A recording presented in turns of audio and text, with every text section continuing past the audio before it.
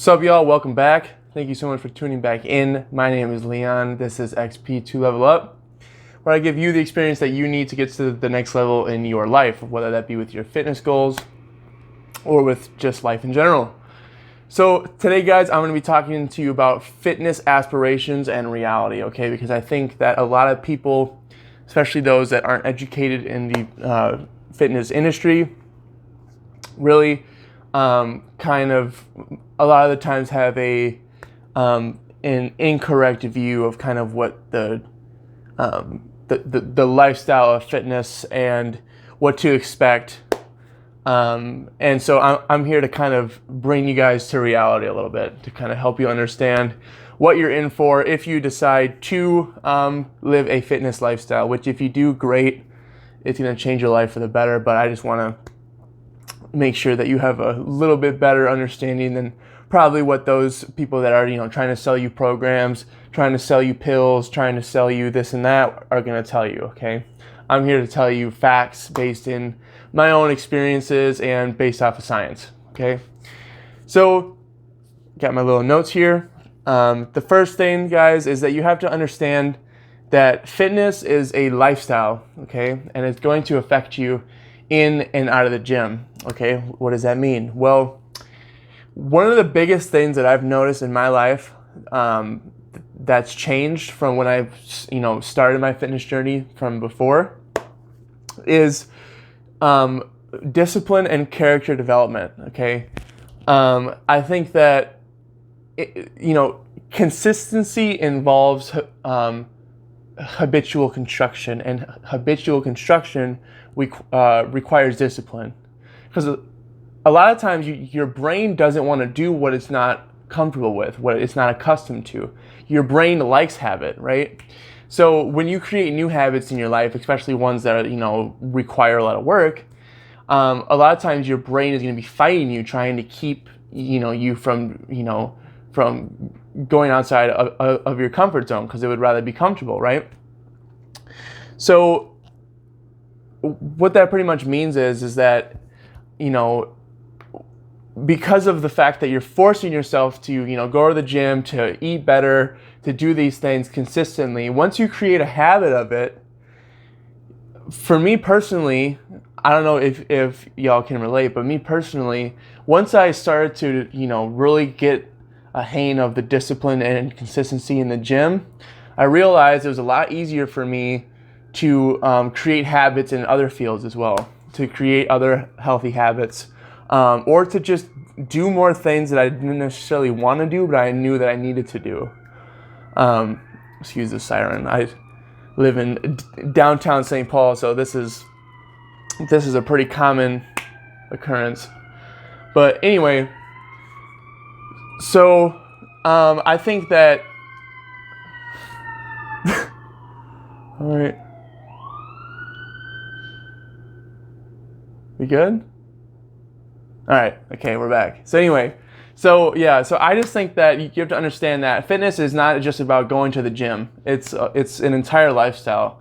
And if you're really, in it for specific reasons, your entire life is going to center around your training and your nutrition. Especially if you're trying to go past the casual gym goer level.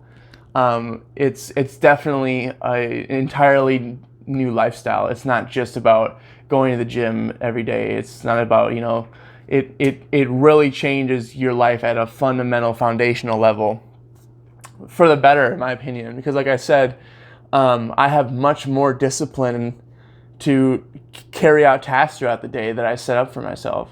The old me would, just kind of get out of something as soon as I could because I was lazy, but now that I've, incorporated this discipline into my life, I can do a lot more things now, which is really good. So second thing is that in my humble opinion, I believe that if you need a lot, okay, key word here is a lot, like an abundance of, if you need a lot of motivation to go to the gym, or if you need a lot of motivation, like let's say you wake up in the morning and you need like 2 YouTube videos, you need like a 3 great songs to amp you up. You got to call your friend and like have him talk you up and be like, hey man, you know you can do this, blah, blah, blah. If you need all that motivation to just get to the gym, I really don't think you want it that bad in the first place. Okay, now I know that's controversial, but for me personally, okay, this is not based in any science, okay? I'll say that off the bat.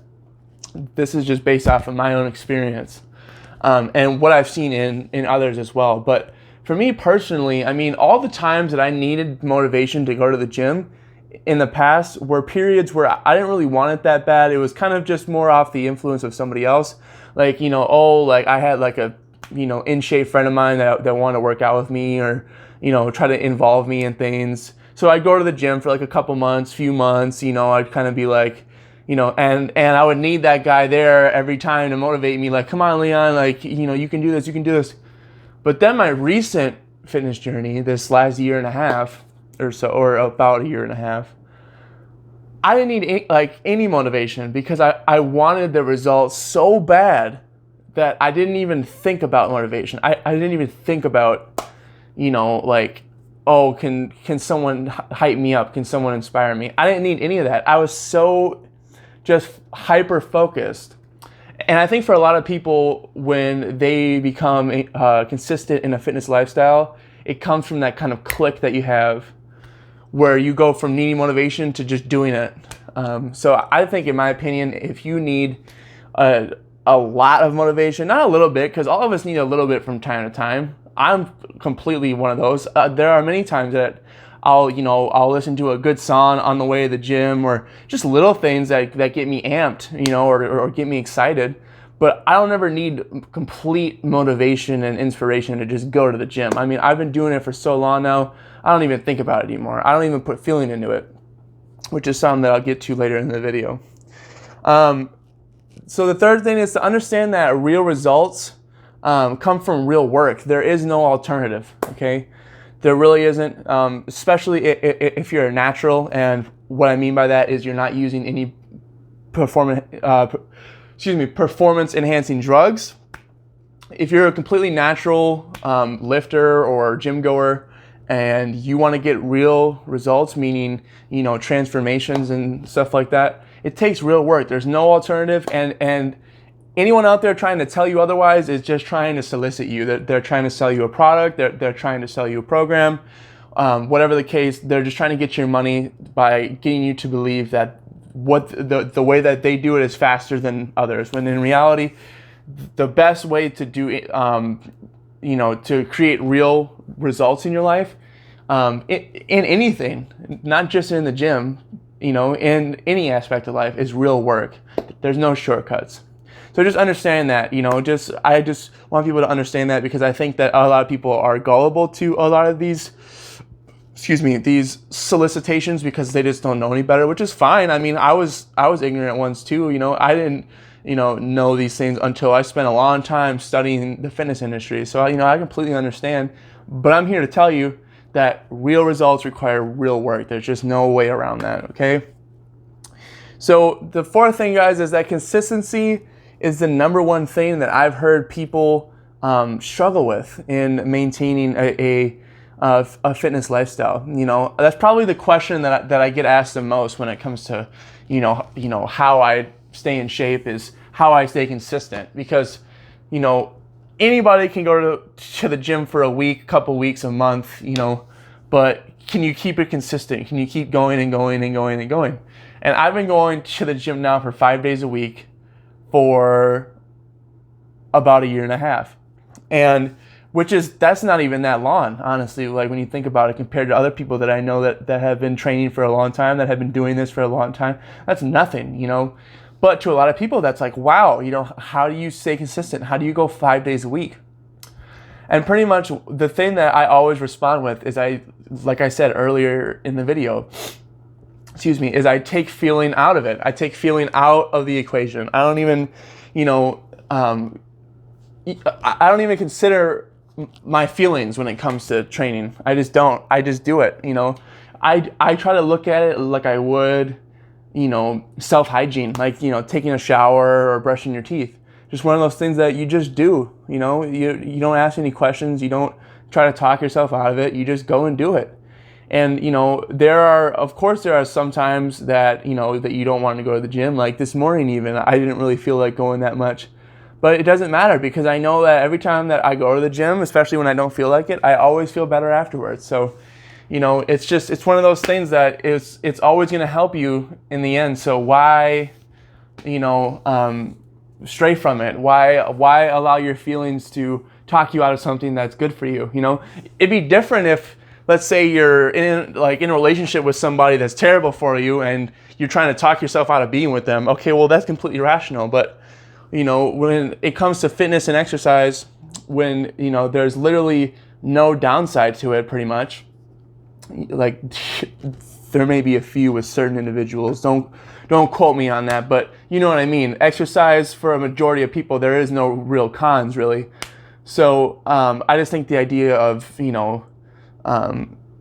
letting yourself talk yourself out of it it's just not going to work, obviously. But being consistent is just a matter of being consistent over a period of time until it becomes thoughtless. Because like I said, I don't even think about it anymore. So once you build a habit, you go from struggling to do it to being uncomfortable if you don't. So just remember that. So the fifth thing that I have here, guys, is that muscle gains happen a lot slower than fat gain or loss. Like I said, especially as a natural. Obviously with newbie gains, what newbie gains is pretty much a beginner in the gym getting stronger and bigger quicker than most because of the neural adaptations and things that come with people that are just getting into lifting. Your strength and stuff and your muscle mass and everything like that is going to increase much faster because of your body just simply adapting to lifting because it hasn't really done it much before. But after that phase, muscle gains, most of the time you're lucky to put on like 1 to 3 pounds of muscle a year, and that's with consistent training. But fat gain, you can gain a pound of fat in a week, right? You can gain or lose a pound of fat in a week, but muscle takes time. Muscle takes consistency. Muscle takes proper nutrition. So if you're somebody that's trying to go to the gym, especially if you're a quote unquote hard gainer or like a real skinny guy, and you want to go to the gym and put on muscle, you must understand that without, performance enhancing drugs, which I do not recommend, by the way, but without those, you're pretty much going to be in it for the long haul. It's going to be a marathon. You're going to need to be in the gym for a long period of time, training consistently and effectively before you really see crazy gains over time, because that's just unfortunately not how it works. You can't put on 20 pounds of muscle in a month. That's just not a thing. So just wanting you to understand that. So the next thing is, as a beginner, the hardest part of your fitness journey is going to be the first few months, right? Because you're developing habit and you're, trying to overcome your mind and body's desire to remain sedentary. Like I said earlier in the video, your brain thrives off of habit. And when you are in the habit of being sedentary, of not being active, and stuff like that, it's going to be much harder for your body and mind to want to go and train and exercise and stuff like that, because you are overcoming that in your brain, and that's difficult. That takes a lot of willpower, which is again why I say you gotta really want it, right? You gotta really want the results. You have to really want the journey in itself, the lifestyle. You have to really want it. You need it almost, right? Technically, we all need exercise, right? So you gotta really need that to overcome that barrier, because that barrier is what stops like 90% of people of living a fitness lifestyle, is because they don't get past that barrier. They allow their brain to succumb them to their weaknesses, and they just can't get past that barrier, and they end up going back to being sedentary and living the lifestyle that they did before. And that's fine. That's the reality for a lot of people out there. I get it. I've let the same thing happen to me several times. Like I said, before this fitness journey that I've been on now, I've had, a couple of other, attempts at it in the past, And what happened? The same thing. I just didn't let myself get past that barrier, and I just kind of fell back into my ways, right? So just keep that in mind. You know, the hardest part is going to be the first few months. That's just the way it is. I mean, few months to a maximum, right? That's the maximum. You know, I'd say a minimum the first 2 weeks, but a maximum 3 months of, you know, really kind of grueling to get that start, of really slogging your body through, you know, the years and years of being sedentary and not active. I mean, your body, you have no idea how much your body adapts. And when you've been sedentary most of your life, the body is incredibly adapted to that. So you have to really just like pull your body and mind out of these, you know, these chains of of being sedentary, because it's what your body is used to, and your body is going to scream like, oh no, please don't do this. I'm so comfortable, you know. Please don't take me out of this habit. You know, please, let's just keep sitting down playing video games and eating pizza and stuff like that. Please, that's what I'm used to. Don't make this so hard on me. But you have to get past that, guys. So just understand that. And the final thing that I have for today is that nutrition is going to be different based on what your needs are, what your body type is, you know. And so there's no universal way to eat. There's no, solo way to eat healthy. There's so many different ways to eat food. Food is, I mean, that is a whole nother video in itself, but I mean, pretty much nutrition is not universal. There's, you know, one huge thing in my textbook that it teaches us from my personal trainer certification is the law of individual differences. And that not only applies to personal training, but it also applies to nutrition. You have to go through a lot of trial and error with your eating habits and your body to understand what foods work best for you, and you know what foods you enjoy and what you can stay consistent with. Because again, remember, like I said, the best thing is consistency. But there's no universal plan. There's no like, oh, okay, I can eat like this forever and be fine. That's not how it works. You have to constantly adapt to your needs and wants.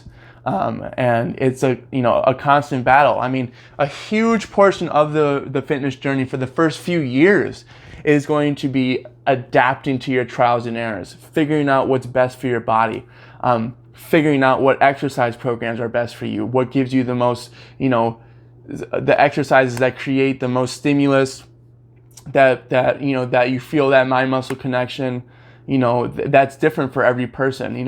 What exercises are better on your joints, which ones aren't, which foods are better for you, which aren't, which foods make you feel better, which don't, how many calories do you need? I mean, there's so many factors to this, guys, that you have to understand that that's going to be one of the biggest parts of the journey, is figuring out and perfecting what's right for you. Again, especially if you're trying to go past the level of the casual gym goer. If you're trying to compete, if you're trying to be an athlete, or if you're just trying to push your limits, there are so many factors of trial and error that you have to get past in order to learn what's best for you. So, guys, I hope that gives you a little bit more of a perspective of kind of what the fitness lifestyle is about. If you learned something today, make sure to leave a like. Comment below anything that you have to say about anything. I would love to talk with any of you about anything, no matter how random it is. But yeah, again, thank you so much for watching.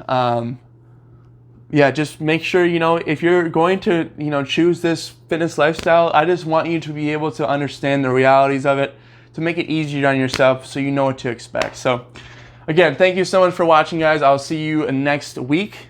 And everyone, take care.